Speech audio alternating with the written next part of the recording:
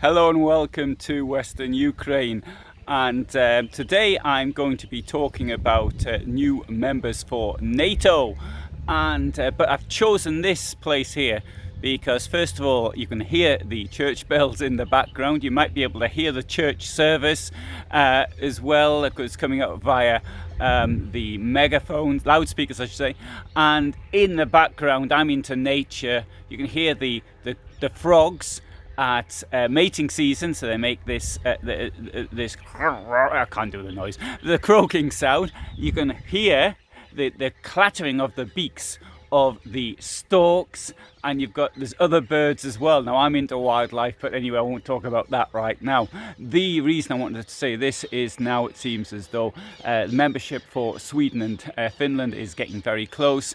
Finland for many years could not join NATO as a result of the treaty it had with the Soviet Union, which I believe dates from 1949.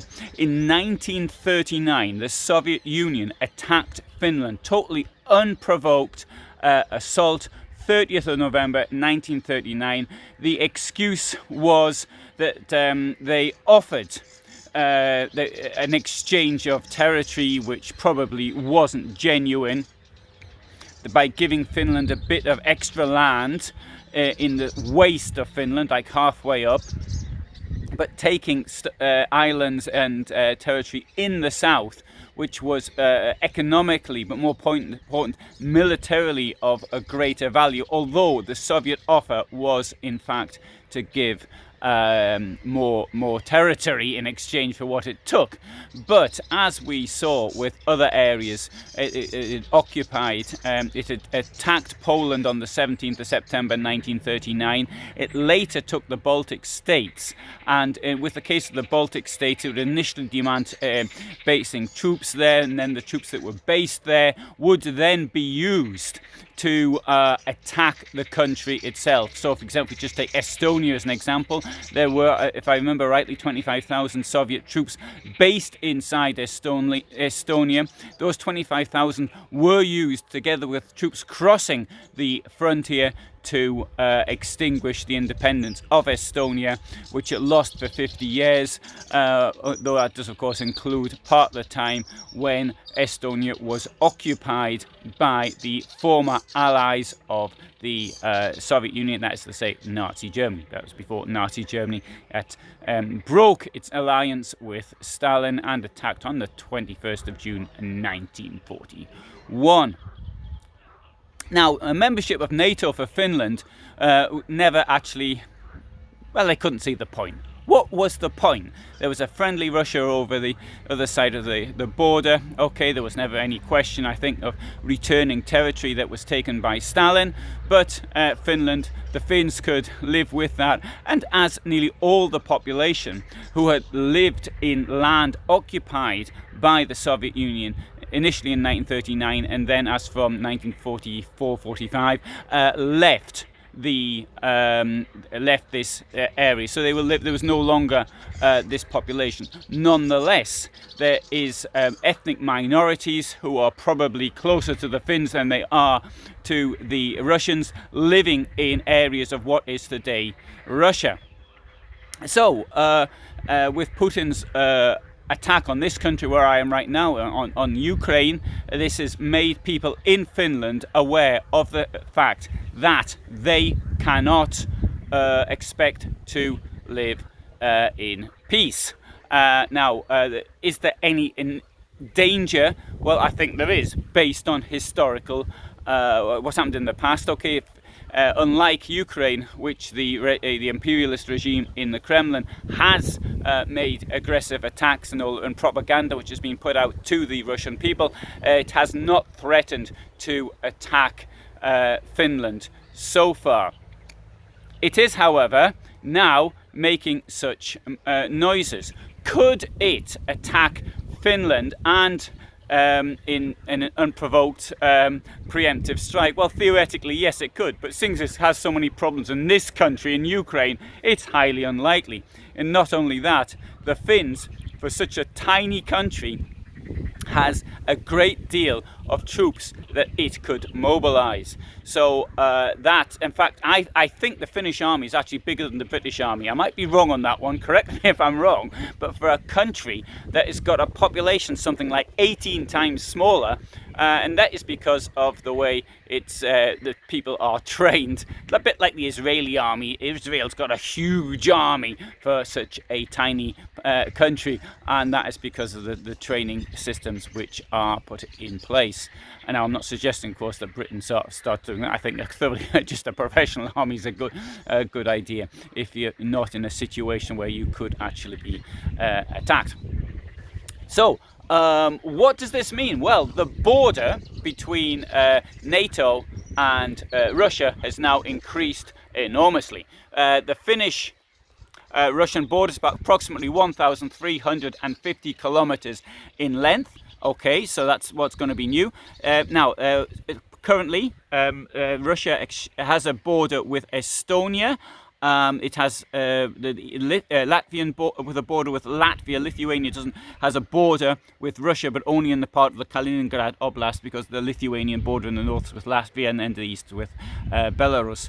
And it also shares a border with Poland. So the border with Finland will more than double the existing border that it has with NATO. You could also argue, I suppose, as I've said on the Bering Strait, I think the Diadem Islands, which in winter you can walk from one to the other. Which is, but okay.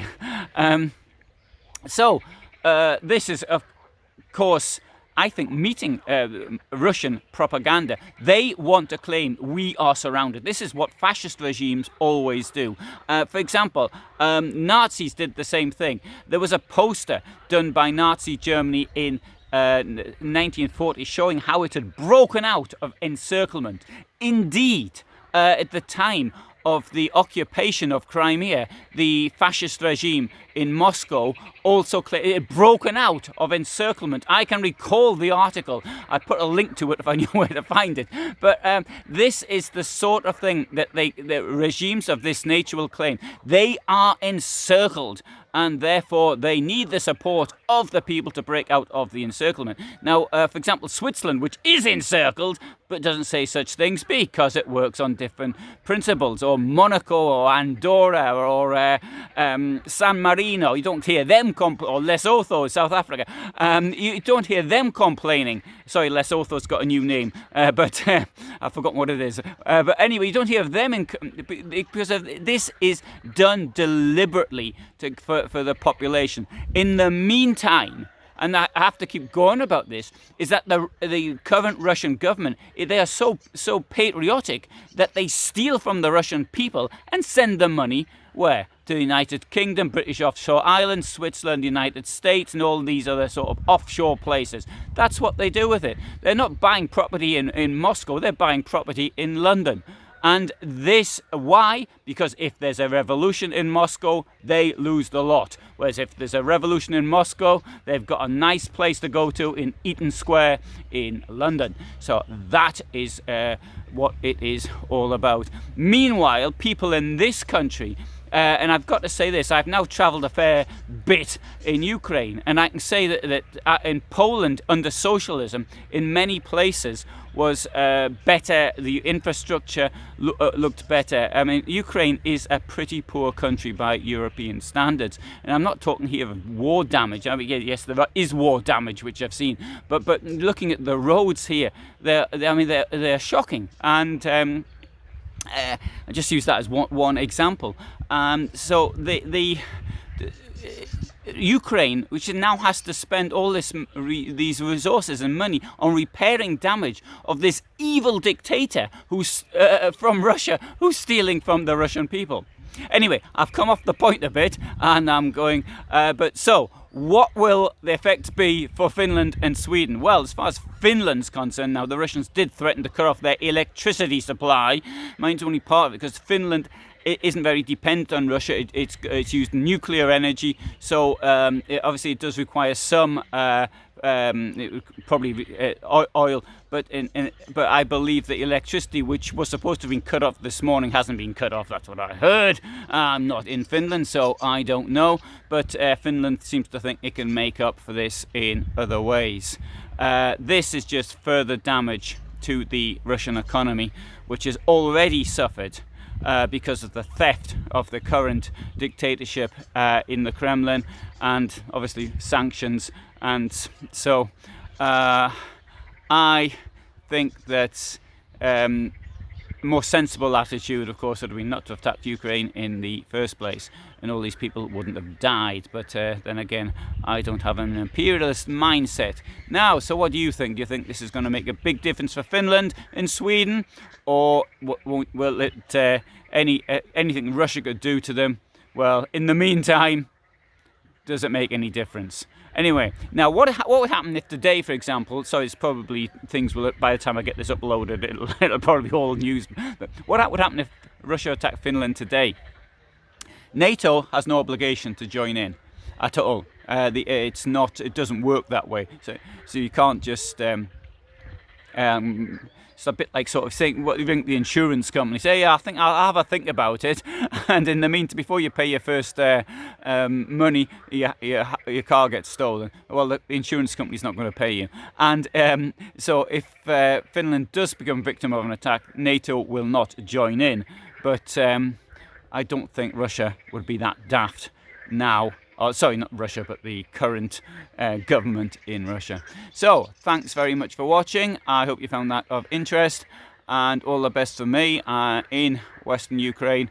I shall be uploading other stuff as I travel further east in this country.